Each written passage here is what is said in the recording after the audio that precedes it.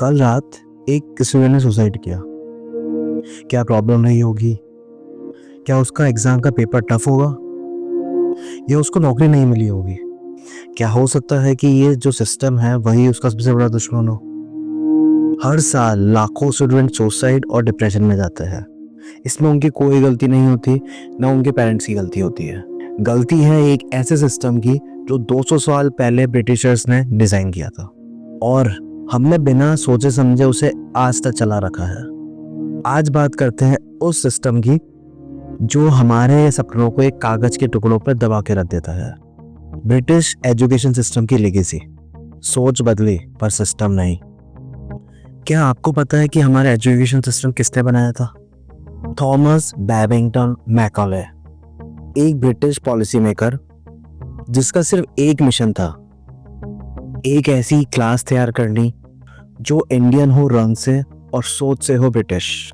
1835 में उन्होंने एक लिखा मिनट ऑन इंडियन एजुकेशन, जिसमें ये स्पष्ट लिखा गया कि इंडिया के लिए एक ऐसा एजुकेशन सिस्टम चाहिए जो क्लर्क्स, बाबू और एक ओबीडिएंट सर्वेंट बना सके, सोचने वाले लीडर्स नहीं। ब्रिटिशर्स को जरूरत थी ऐसे लोगों की जो उनकी बातें बिना सोचे समझे मान ले। इसलिए रोट लर्निंग, सिलेबस क्रैमिंग और एग्जाम पास कल्चर शुरू हुआ। एजुकेशन सिस्टम को सिर्फ एक नौकरी तक सीमित कर दिया गया। स्कूल एंड कॉलेजेस फैक्ट्री बन गए जहां आउटपुट सिर्फ एक डिग्री होती है। सोचने की आज़ादी, क्रिएटिविटी, प्रॉब्लम सॉल्विंग जैसे कॉन्सेप्ट कभी सिस्टम में आ ही नहीं पाए।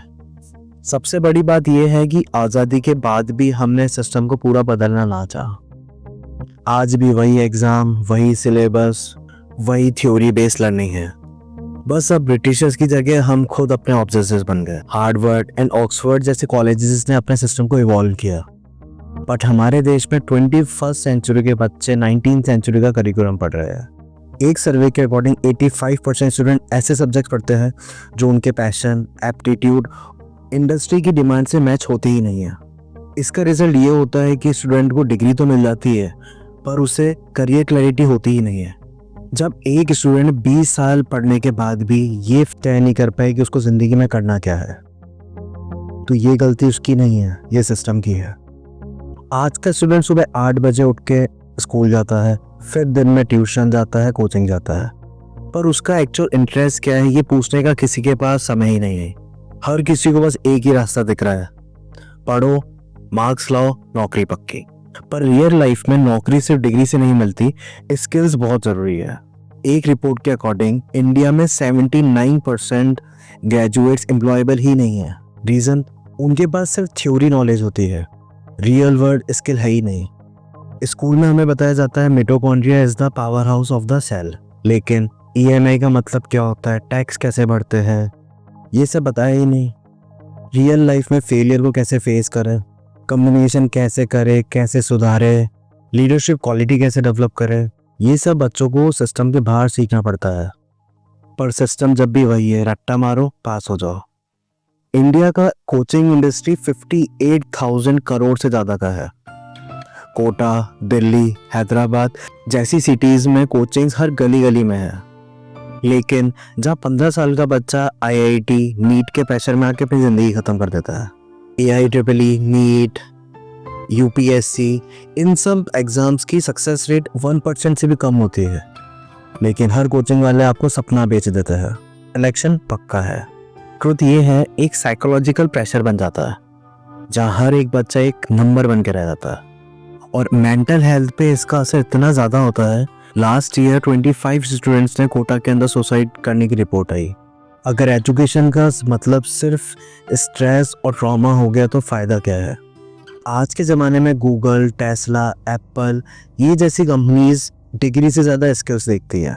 एलोन मस्क ने खुद कहा, I don't care if you did not graduate from a college. पर इंडिया में हर जॉब का पहला सवाल, आपने क्या पढ़ा है या आपने के पास क्या डिग्री है? एस्कॉम की रिपोर्ट के अकॉर्डिंग 45% इंजीनियर्स ही एंट्री लेवल जॉब के लिए एलिजिबल है, बाकी सब सिर्फ डिग्री होल्डर्स स्किल्स के बिना। MBA होल्डर्स मार्केटिंग नहीं कर पा रहे, ETech ग्रेजुएट्स कोडिंग नहीं कर पा रहे, बिकॉज उनने सिर्फ सिलेबस पढ़ा, मार्केट नहीं। हमारे सिस्टम और इंडस्ट्री के बीच में 10 साल का फासला है। जब तक हम ग्रेजुएट होते हैं दुनिया हमसे आगे पहुंच जाती है। फिनलैंड में बच्चों को 7th क्लास तक एग्ज़ाम नहीं देने पड़ता, फिर भी उनका लाइफ सेटिस्फेक्शन इनोवेशन इंडिया से बहुत आगे है। जापान में एजुकेशन सिस्टम पे सबसे इंपॉर्टेंट पैरामीटर है वहाँ के मॉरल वैल्यूज़ और डिसिप्लिन फोकस करता है। न्यूजीलैंड में स्टूडेंट लीड करिकुलम चलता है। ये सब countries skill research and individual development पे फोकस करती है और हम सिर्फ मार्क्स पर। जब तक हम सिर्फ पास होना है वाला माइंडसेट नहीं चेंज करेंगे, जब तक रिफॉर्म काम नहीं करेगा। नेशनल एजुकेशन पॉलिसी 2020 एक रे ऑफ होप है, पर इम्प्लीमेंटेशन ग्राउंड लेवल पर अभी भी मिसिंग है। हमारा सिस्टम जब तक नहीं बदलेगा, जब तक हम सवाल नहीं पूछेंगे, जब तक हर स्टूडेंट सिर्फ नंबर के पीछे भागता रहेगा और पेरेंट्स डिग्री के पीछे, तब तक चेंज इम्पॉसिबल है। आज से आप एक काम करो, सवाल उठाओ, अपने करियर के आप मालिक बनो, फॉलोअर नहीं। अगर आपको ये वीडियो अच्छा लगा, हर एक स्टूडेंट और हर एक पेरेंट को ज़रूर शेयर करना और चैनल को सब्सक्राइब करना, बेल आइकन ज़रूर प्रेस करना।